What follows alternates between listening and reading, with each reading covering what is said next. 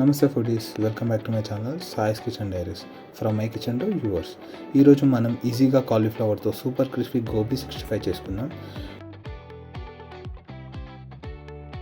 First మనం ఒక cauliflower తీసుకొని దాన్ని చిన్న ఫ్లవర్స్లా కట్ చేసుకొని మంచిగా వాష్ చేసుకొని పక్కకు పెట్టాలి. ఇప్పుడు మనం స్టవ్ ఆన్ చేసుకొని ఒక వెజిల్లో వాటర్ పోసుకొని దాన్ని వేడి చేయాలి. అందులోనే ఒక స్పూన్ సాల్ట్ వేసుకొని గరం అయ్యేంత వరకు అట్లనే ఉంచాలి.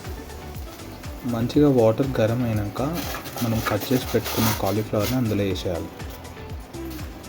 మంచిగా ఒక 10 నిమిషాలు ఉడకనియాలి. ఇప్పటికే ఒక 80 to 90% ఉడికిపోతాయి. ఇట్లా బయటికి తీసి ఒకసారి చెక్ చేసుకోవాలి ఉడికినాయా లేదా అని. ఒకవేళ ఉడకకపోతే ఇంకొద్దిసేపు ఉడకనియాలి. అట్లనే మనదైతే ఉడికింది. ఇక వీటిని ఉడబోసి ఒక గిన్నెలోకి తీసుకోవాలి.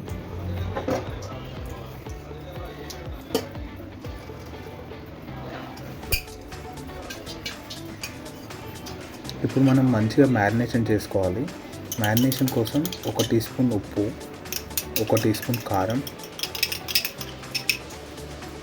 1/2 teaspoon black pepper, 1/2 teaspoon garam masala,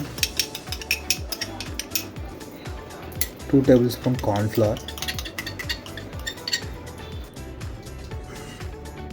3 tablespoon మైదా.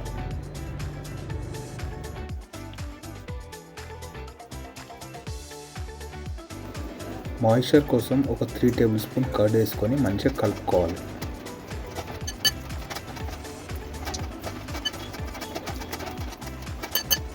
కావాలి అంటే కొంచెం ఫుడ్ కలర్ వేసుకోవచ్చు. ఎందుకంటే గోబీ ఎరుపెక్కాల, కారంతో అయినా ఫుడ్ కలర్తో అయినా. నేనైతే కారమే సజెస్ట్ చేస్తాను, ఎందుకంటే అదే కొంచెం న్యాచురల్ ఉంటుంది. కాకపోతే మాది కారం కొంచెం ఎక్కువ ఉంటుంది, అందుకే నేను కొంచెమే వేసిన, కాబట్టి కలర్ అంతగా రాదు. సో లైట్గా కలర్ కోసం ఫుడ్ కలర్ వేసుకున్నా. It's totally optional. ఇప్పుడు స్టవ్ ఆన్ చేసుకొని ఒక పెద్ద కడాయి పెట్టుకొని అందులో కావాల్సినంత ఆయిల్ పోసుకోవాలి.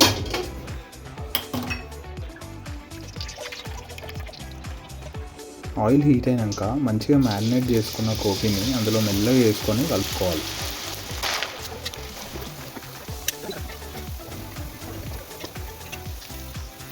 మంచిగా ఒక గోల్డెన్ బ్రౌనిష్ కలర్ వచ్చిన తర్వాత ఆయిల్ నుంచి తీసి ఒక గిన్నెలో వేసుకోవాలి. ఇట్లనే మనం మ్యారినేట్ చేసుకున్న గోబీ అంతా కొంచెం కొంచెం ఇట్లా ఆయిల్ వేసుకొని దేవి పక్కన పెట్టుకోవాలి. యాక్చువల్గా నేను గోబీ చాలా చిన్నగా కట్ చేసుకున్నాను, నాకు కొంచెం ఇట్లనే ఇష్టం. మీరు కావాలంటే కొంచెం పెద్దగా కూడా కట్ చేసుకోవచ్చు, కాకపోతే దాన్ని కొంచెం ఎక్కువసేపు బాయిల్ చేయాల్సి వస్తుంది. మీరు ఇక లాస్ట్ పోర్షన్ వేసినప్పుడు మంచిగా ఆల్మోస్ట్ కుక్ అయినాయి, ఇంకా తీసేయాలన్నప్పుడు ఒక 4 పచ్చిమిరపకాయలు తీసుకొని ఇంకా ఒక 3-4 రెమ్మల కరివేపాకు తీసుకొని అందులో మంచిగా దేవి మంచిగా మిక్స్ అయ్యేటట్టు కలిపి తీసుకొని సేమ్ మనం తీసుకున్న గిన్నెలోనే వేసుకోవాలి.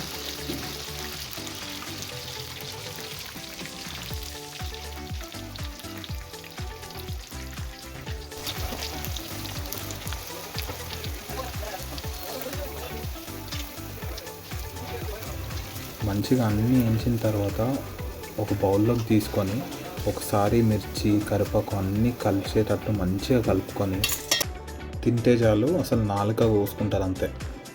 లాస్ట్కి కొన్ని కాజు తీసుకొని నూనెలో అన్న నెయ్యిలో అన్న దేవుకొని అట్లా గార్నిష్ చేసుకోవచ్చు.